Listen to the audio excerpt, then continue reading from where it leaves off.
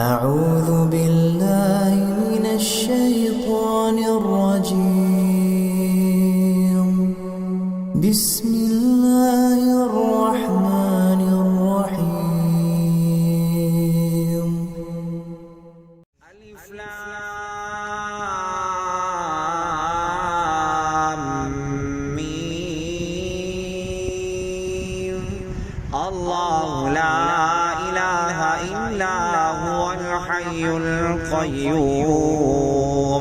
نزل عليك الكتاب بالحق مصدقا لما بين يديه وأنزل التوراة والإنجيل من قبل هدى للناس وأنزل الفرقان. إن الذين كفروا بآيات الله لهم عذاب شديد والله عزيز ذو انتقام. إن الله لا يخفى عليه شيء في الأرض ولا في السماء.